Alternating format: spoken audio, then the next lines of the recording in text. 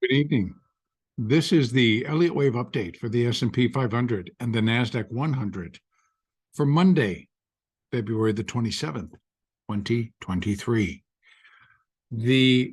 Both the S&P and the Nasdaq did battle somewhat higher, initially coming through an opening hour and a half with very little movement, kind of choppy, kind of sudden outbursts, et cetera, which I thought, boy, hoping the day is not going to remain like this.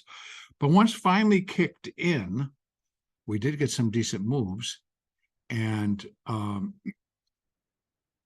that ended up being profitable. When it finally decided to finish its move to get up higher, which would have come at about 10 o'clock. So initially, on some figures this morning that came out at 8:30, the market did put in a nice rally, and we kind of just bounced around then as that opening. Then we bounced around again within the next hour, and going up, creating a high, coming all the way back down, and then it just kind of was a bouncy day, but we had a few nice moments of good rally and then solid decline, and then some decent rallies, and then followed by a solid decline. So those declines came about 10 o'clock Eastern and then 2 o'clock Eastern. So don't know what the coordination, if there was any inside that, but that's kind of was the break in between. All in all, it kind of was a slow and boring day. We didn't really get too far, but it did kind of put the picture together that the minute wave 5 and the minor wave 1 are back in place. And here, I did end up taking it down to the 15-minute chart just to make sure that we did get a 1, 2, and then a 3, and a 4, and a 5 to complete that. And we did, but I had to go all the way down to 15 minutes to do it because it happened within these hours. But nonetheless, it did complete, and it appears that we have done wave A, minute wave A of minor wave 2. So let's start building our fibs. The first one that we're going to want, and actually the second one, is we want to go start using just the retracements. Again, we're going from this high down to Friday's lows. And so we continue to find we should have resistance for this minor wave 2 up here at 40.38 to 40.40. Right now, we've got on the hourly chart, we've got the 200 EMA coming down and resting right on that 3A2 fib level. Above that, we have 40.55, which again, still pointing lower. We have the 200 SMA. And then above that, we have 40.67 and then 40.95. Those remain the two resistance levels, which I would be looking for to complete this particular minor wave 2, if it doesn't come in lower. But with wave A getting pretty close to 0.382, I think we stand a pretty good chance that we'll get up above and get up into here beginning of this week. So tomorrow, maybe Wednesday. So what I want to add to that now, we're going to go back over, and first thing I will add is we're just going to, again, run retracements. Get it this way. We're going to retracements from that low up to this high. Oh, come on. Let's try that again. Down there to up there. There we go. So we can see that the B wave kind of already reached a level. And that support level was 39.77, and it's 618 retracement of wave A got us into this little intervening decline, found its support, and then rallied back up into the close. So we stand a very good chance, actually, that the B wave within this minor wave 2 may be complete, and that would be at this afternoon's lows at 39.78. And if that's the case, then we're going to be looking for, and I'm going to add one more. See, we're going to do this all the Fibonacci way. So we got the Fibonacci coming down for the overall wave 2. We just had the wave B. I'm not going to put it in. I'm going to give it, if it needs to come down a little bit more, it may find its next support level, 39.75, up in that area. But if it continues to break higher, we get back above the 4 and the 8, and we get back above the 50, which is now sitting at right just below 4,000 at 39.97. And we're likely headed up to complete that C wave. And that being the case, the next thing we'll put in is our estimates. Oh boy, not my day and the way I'm doing this. Hitting the wrong side of my mouse. So I get there, and then I'm going to bring that down. And I'm going to say, just in case this is the low, we might get a little adjustment to this number, depending on how far, if the market does come back down. So wave C then should find its first resistance, right? Well, wave C would be 618 of wave A, and that's going to come in at 40.25. So we just need to get above that 40.25 level that's already that high. Excuse me, which was already 40.24.75, if you want to be exact. But we're going to call it 40.25. So I would be looking for this C wave to get itself above that level. Do it pretty cleanly. Our next resistance comes in at 40.33. Then we have 40.38 along with the 200 EMA sitting there.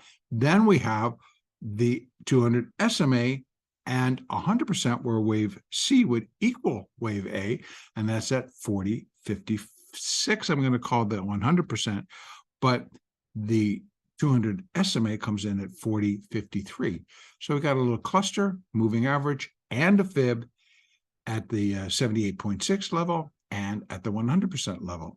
If we want to go full bore with that C wave, then we'd be looking for it to break 40.67 and end up within 40.67 up to 40.95.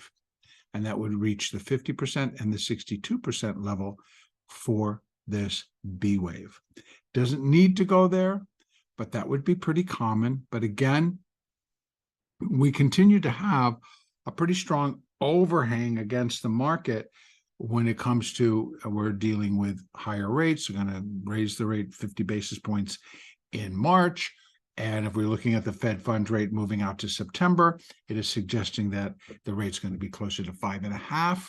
So we'd be looking for an additional likely 50 basis point hike out in as far as September, or a combination of rate hikes, getting the Fed funds rate to those levels in September. So that continues to be an overhang against the market. And we will see how all that's going to go as this all progresses. So again, reaching these upper levels, possible, but with the overhang on the market, it's likely going to be quick and rejected. We had many decent rallies within our timeframes today, but they were rejected. We ran up, it was rejected. We ran up, it was rejected. We could run up again and just kind of get it going, and then we should be able to get up and finish the ABC. I'm not putting that B wave in just yet, but by the time we get out here tomorrow morning, I may have put it in there. But I'm just showing if that low holds at 39.78, then I would be expecting that C wave up. We have our resistance levels, and we kind of have a picture of where the market will run into that resistance and stopping points to complete wave C, and then in turn, the minor wave 2. What comes after that is a minor third wave. Again, Elliott guidelines. Elliott tells us all the time that within the third wave, it is normally the longest and the strongest out of waves 1, 3, and 5 within a impulse move. Right now, that impulse move is to the downside. We have minor wave 1 in and complete, and that would have been at Friday's lows. But that one, if we're taking 41.86, so we have 41.86, and we're going to take the low at 39.43, I believe it was. No, 47. 39.47. Wave 1 is 200 and we're going to call it 240 points, high to low.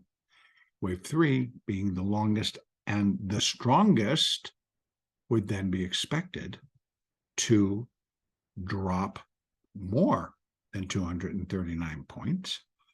And in fact, it usually would come in somewhere around at least 100%. That would put it there, but 1.618. So it's likely going to be dropping us depending on where we come in. Even if we got only up to 100% at 40.65, and we got initially 239 points, it's going to come. So let's call it 40.56 minus 239, and that should be equal. We're already looking at 38.17, 3,800 or below. So that next stronger downside move would be anticipated or expected over its length, over its term in action, to drop the S&P likely down into these levels. And again, remember, we're counting an intermediate C wave. And right now, these are all being associated with the upside move. We will again remove some of these so that we can take a look at the downside move. So the C wave, 100% C equals A at 33.61. And then again, if I just, I'll take this out to the 4-hour chart, and we can get a little bit cleaner picture. So here we have 41.86 up top off of that low, which was in mid-October at 35.02. Now, where would this C wave look to come in? At 100%, we're looking at 33.61. And so we've got all these points of support coming into play as this starts to unfold. And again, I'm just going to stick with my 4-hour chart, remove that, and we're going to take a look. We get an ABC, possibly we get up here, possibly we get to 40.65-ish into that area. If that completes wave 2, then we're looking for wave 3 to begin. Again, 239 points or 240 points right off the bat, bringing us down to 38.20. What do we have? 38.20. We're below this level. We've broken below that level, and we're starting to come in down below. I would suspect that we're going to, again, get much greater than that, that wave 3 would be much larger than wave 1. So again, 38.17 down below, 37.73 comes in, and then we have 36.76 for a third wave, would fit very, very cleanly. Then we get another bounce, then we start to come back down. I'm looking for a wave C to finish somewhere around 33.16, even lower. I'm actually feeling that once this gets going, we should be able to come in somewhere around 3,000 down to 29.80.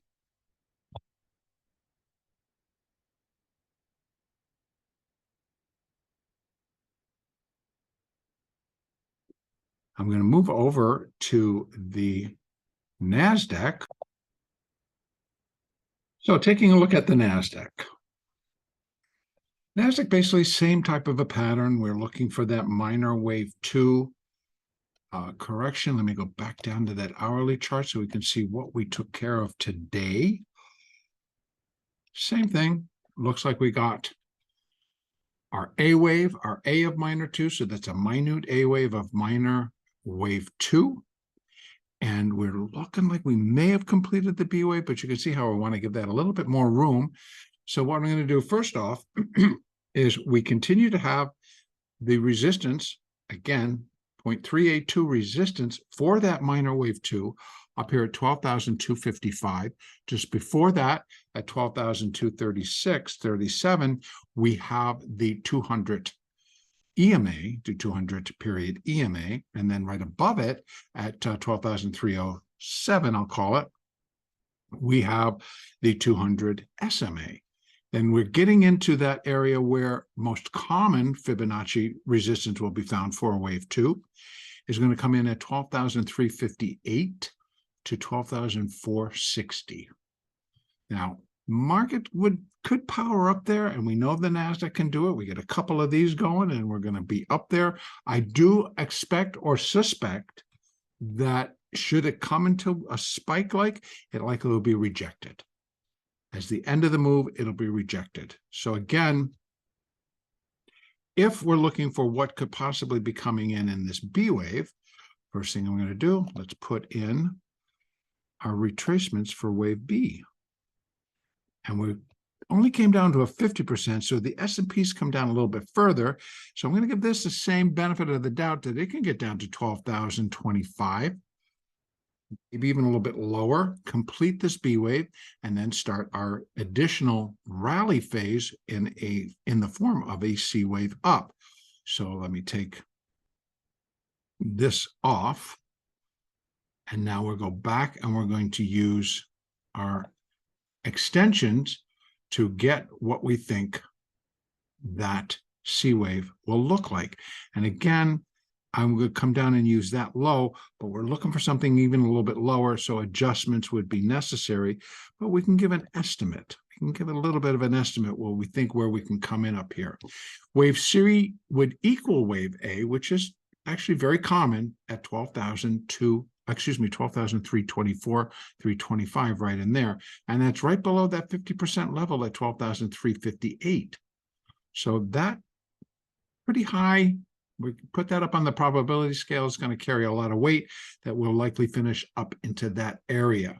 If we come down a little bit lower in this internal B wave, that's going to lower all those as well, just by a little bit. It'll keep the larger ones in place and lower this 100% and these others in between. Now here, if this is where all we get, and we're going to start up in a C wave, C can come in at 0.618 of A, particularly within the corrective move like it is, and that would come in at 12,223.